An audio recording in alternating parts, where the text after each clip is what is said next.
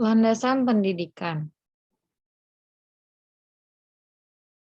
Sebelumnya, perkenalkan, saya Yosi Anggia Margaret Tambunan dengan NIM 21005005 dari kelas 1 APGSD. Saya akan menjelaskan mengenai materi yang sudah diberikan Ibu selama 7 pertemuan. Yang pertama, manusia sebagai makhluk pedagogik. Manusia diciptakan memiliki akal dan budi. Unsur yang terdapat dalam manusia menurut Imam Al-Ghazali yaitu kalbu, ruh, nafsu, dan akal. Kalbu sendiri yaitu berarti latifah rabadiyah ruhaniyah yang berarti itu bisa juga jasmani. Lalu yang kedua ruh yaitu kelembutan yang ada dalam manusia. Yang ketiga nafsu pada dasarnya adalah keinginan dan yang terakhir adalah akal, berarti kemampuan mengetahui sesuatu. Lalu pendidikan menjadi wadah bagi manusia untuk mengembangkan diri menjadi lebih baik lagi. Memang sudah seharusnya manusia mengembangkan potensi yang dimilikinya. Pendidikan dibutuhkan manusia sepanjang hidupnya atau lifelong education. Di sini saya memiliki video untuk keterampilan mengajar.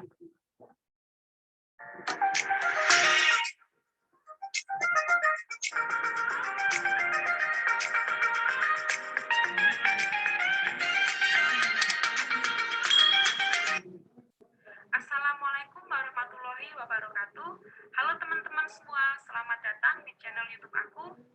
Jadi pada kesempatan ini kita akan membahas mengenai keterampilan dasar mengajar, pada khususnya yaitu keterampilan membuka dan menutup pembelajaran. Sebelum tetap ingat ya komponen-komponen tadi. Nah, untuk lebih jelasnya berikut video penerapan keterampilan membuka dan menutup pembelajaran.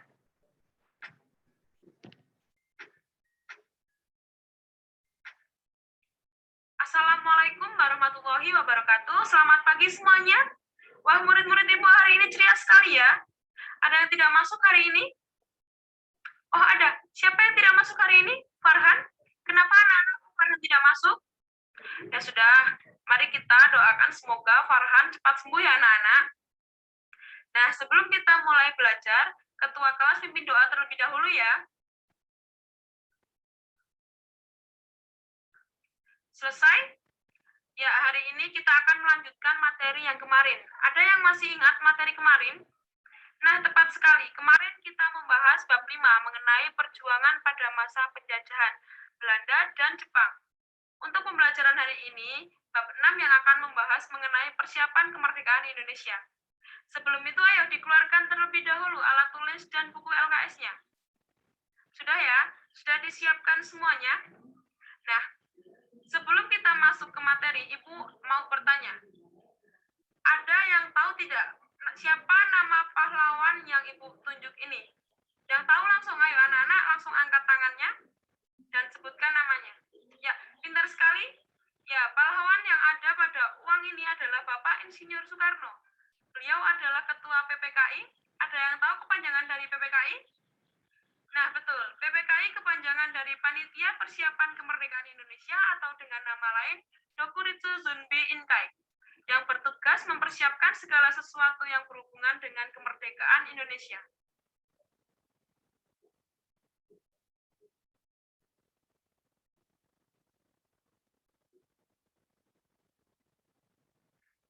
Jadi sebelum kita mengakhiri pembelajaran hari ini, ada yang bisa merangkum atau menjelaskan kembali pembelajaran yang baru saja kita pelajari? Coba perwakilan salah satu menyampaikan. Ya, ayo silakan Perdana jelaskan kembali pembelajaran pada hari ini.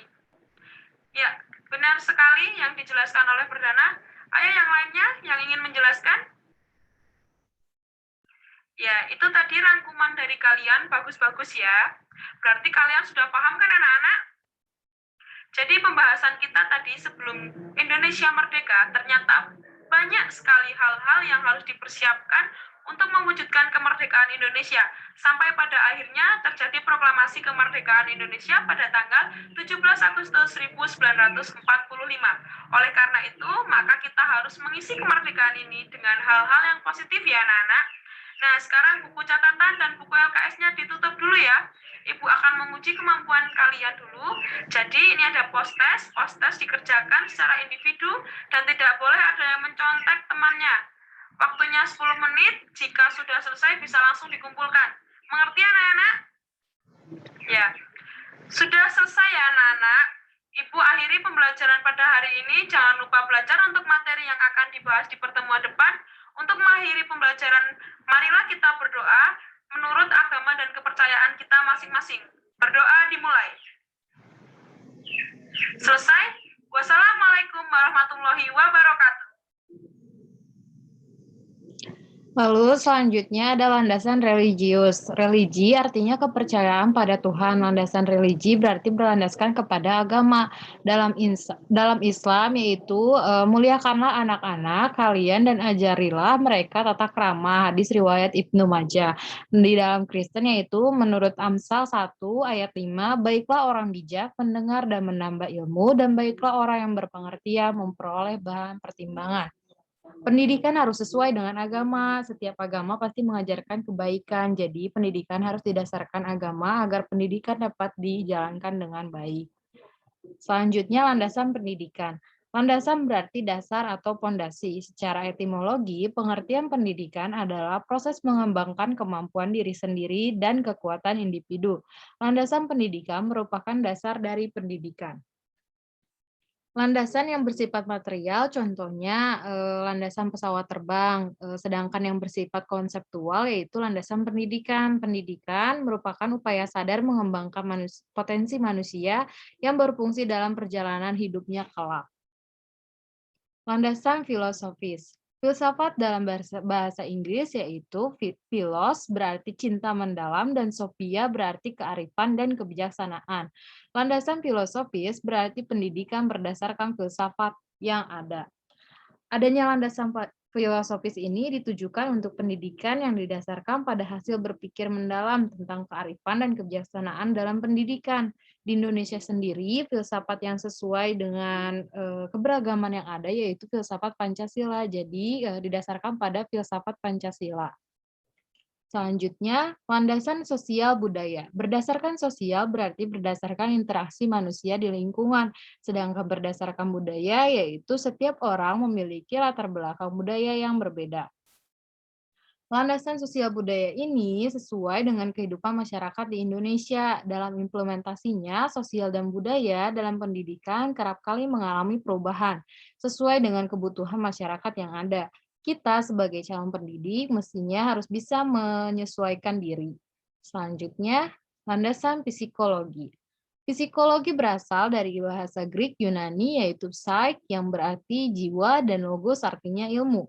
Landasan psikologi berarti berlandas pada perilaku anak didik. Jadi psikologi itu merupakan ilmu tentang kejiwaan.